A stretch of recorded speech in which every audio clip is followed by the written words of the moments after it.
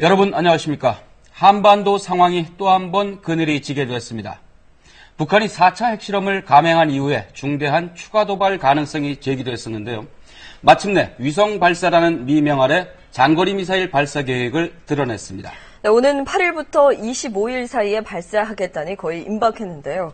이에 우리 정부는 도발하지 말라고 강력하게 경고했습니다. 문성묵 한국국가전략연구원 센터장과 함께 자세한 내용 짚어보겠습니다. 안녕하십니까? 네, 안녕하십니까. 지금 북한이 이제 인공위성을 발사하겠다 이렇게 이제 국제기구에 통보를 했지 않습니까? 근데 이게 이제 사실상 대륙간 탄도미사일 발사 계획이다. 이제 한미 군 당국은 이제 이렇게 분석을 하고 있는 것 같은데 어떤 근거나 이런 이유가 있습니까? 그렇습니다.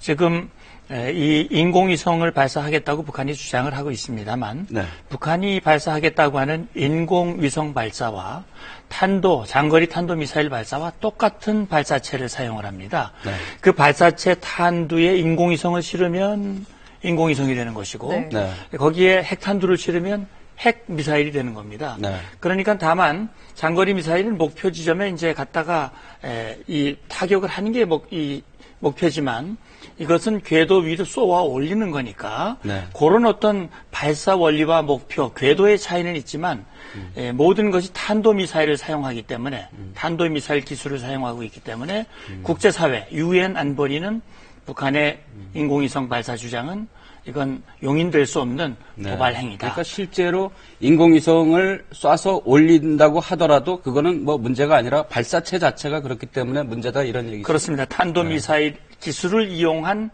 발사 행위 자체를 네. 문제 삼고 있는 것이죠. 네, 그러면 북한이 국제해사기구에 통보한 내용 또 우리 정부와 미국 측의 반응 모아봤습니다. 보시죠. 네, 북한이 영국 런던의 국제해사기구 IMO의 위성 발사 계획을 알려왔다고 IMO 해사안전국장이 밝혔습니다. 운반 로켓 안해가 항해 중인 선박에 떨어지는 것을 막기 위해 IMO 규정에 따라 사전 고지를 한 겁니다. 스위스 제네바에 있는 국제전기통신연합에도 북한의 위성 발사 계획이 접수됐습니다. 이와 관련해 우리 정부는 오늘 오전 국가안전보장회의 상임위원회를 열고 북한에 강력하게 경고했습니다. 북한이 장거리 미사일 발사를 강행할 경우 국제사회로부터 혹독한 대가를 치르게 될 것임을 엄중히 경고한다. 미국 역시 북한의 위성 발사 계획 통보는 무책임한 도발적 행동이라고 비판했습니다. The international community would regard a step like that by the North Koreans as just another irresponsible provocation and a clear violation of their international obligations. 네, 북한이 이 국제기구에 보낸 이제 통지문을 저희가 사진으로 좀 준비를 해봤는데요. 보여주시죠. 네, 이제 글자가 좀 작아서 자세하게는 안 보입니다만은 인공지구 위성, 그러니까 북한이 쏘아 올리겠다고 하는 인공위성의 이름이 이제 광명성이라고 표시가 되어 있고요. 그리고 이제 발사 시기를 8일서부터 이달 8일서부터 이제 25일까지 이렇게 명시를 했는데 시기를 이렇게 택한 이유가 있을까요? 예, 이제 그 속내를 보면 8일부터 25일 사이에 중요한 일정들이 있어요. 우선 우리 설 명절, 네. 중국에서는 춘절이라고 하죠.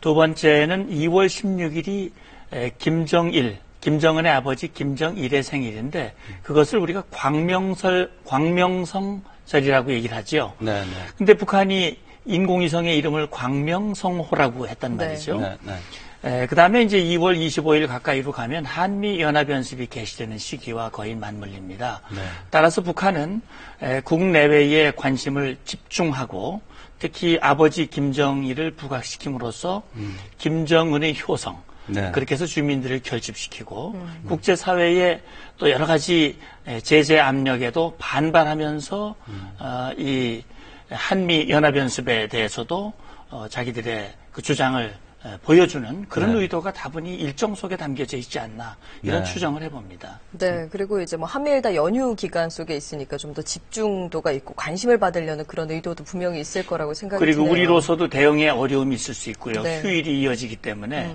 아마 그런 것들 과거의 북한의 도발들이 대개 보면 휴일이나 명절이나 네. 이럴 때 많이 있어 왔습니다. 네, 이번에 발사 시간은 평양 시간으로 오전 7시에서 12시 사이라고 했는데 뭐 특별한 의미가 있는 겁니까? 글쎄요. 아마 제가 볼 때는 발사는 낮에 하겠다는 얘기거든요. 네. 다 보란 듯이 하겠다는 얘기인데 앞서 이 사진으로도 보셨습니다만 국제해사기구나 국제통신연합에 전기통신연합에 그렇게 통보를 한 것은 우리의 발사는 분명히 인공위성 발사다. 네. 그렇기 때문에 국제 평화와 안전을 위해서 우리는 국제법을 준수하고 있고 이렇게 하고 있다라고 하는 것을 내외에 과시하기 위한 것인데 낮의 시간을 선택한 것도 우리는 북한이 기습적으로 발사하지 않겠느냐라고 하는 것을 우려하기도 했었는데 네. 오히려 이 대낮에 보란 듯이 하겠다고 하는 그런 의지를 보여주는 것이 아닌가 네. 하는 생각도 듭니다. 그러면 이제 발사 시기를 8일서부터 25일까지로 통보를 했는데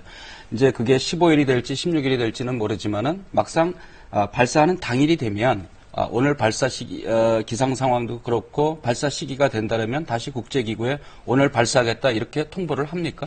글쎄요, 구체적인 날짜를 그때 가서 이제 북한이 통보할지 여부는 이제 봐야 되겠습니다만 어쨌든 지금 통보가 됐다면 모든 이제 정찰 감시 자산을 가지고 움직임을 포착을 하고 있기 때문에 네.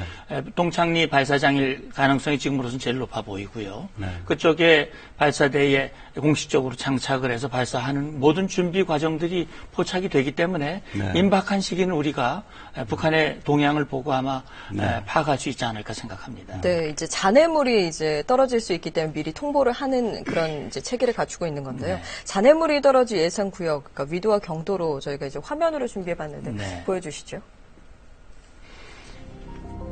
예, 지금 이제 화면에 보시면 국제해사기구에 북한이 자기들의 이 낙하물이 떨어지는 지점들을 세 군데를 위도와 경도를 좌표로 네. 통보를 했어요. 그걸 지금 이렇게 표시한 것인데 우리 서해상을 통과해서 제주도 남서 방향으로 해서 필리핀 방향으로 지금 화살표가 그어져 있습니다. 1, 2, 3 지점을 통해서 이 미사일이 발사될 것이다라고 하는 것을 보여주고 있는 것이지요. 그러면 이때에는 이제 선박 운항이 좀 제한이 되는 건가요? 네, 그렇습니다. 이제 이 지역을 통항하는 선박이라든지 항공기라든지 이 충돌을 피하라고 하는 네. 그런 의미도 같이 담겨져 있다고 그럼 볼 수 당일날 있지요. 좀 통보가 돼야 되는 게 아닌가요? 아마 제가 볼 때는 북한이 이렇게 사전에 통보를 했다면 네. 발사 당일도 통보할 가능성이 좀 더 많지 않을까 생각합니다. 근데 이제 이 북한이 이제 미사일 발사할 때를 보면 이제 좀 일정한 패턴이 있는 것 같은데요.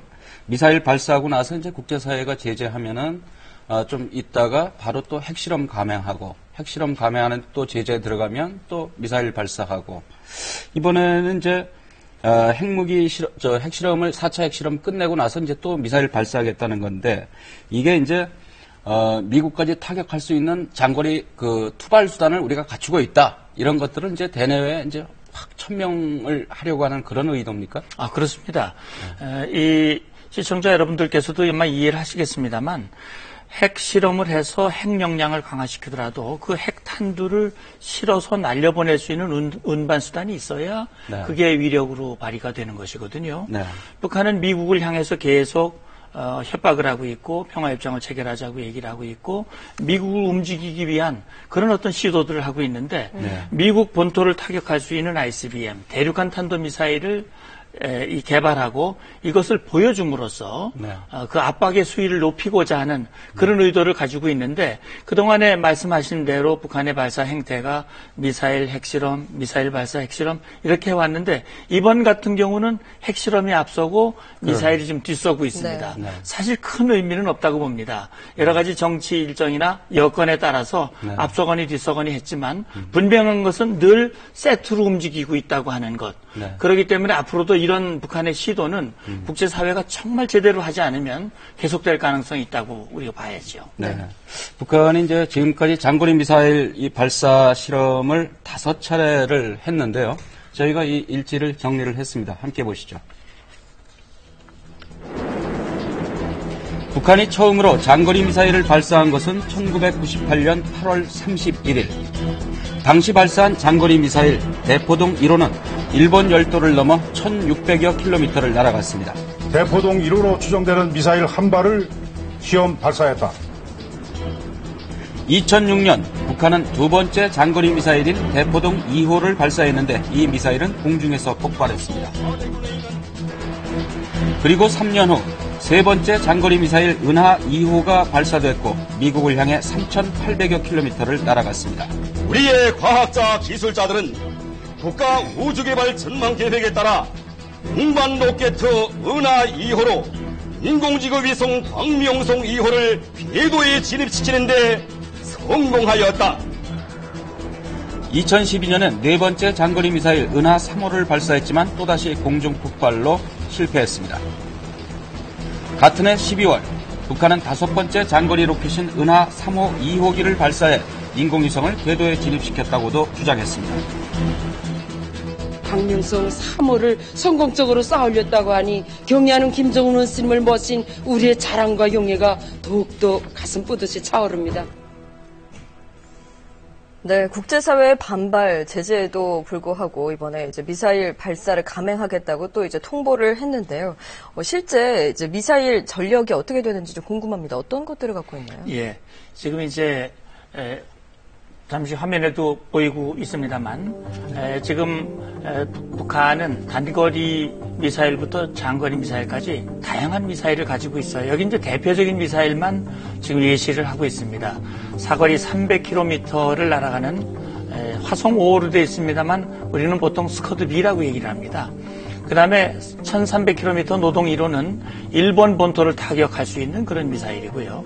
지금 이제 이번에 시도하고 있는 은하 3호의 개량형. 이것은 미국 본토, 특히 이 미국의 동부 지역까지, 워싱턴까지도 타격이 가능한 그런 사거리를 가지고 있죠. 이런 장거리 이 대륙간 탄도 미사일까지 지금 개발을 시도하고 있습니다.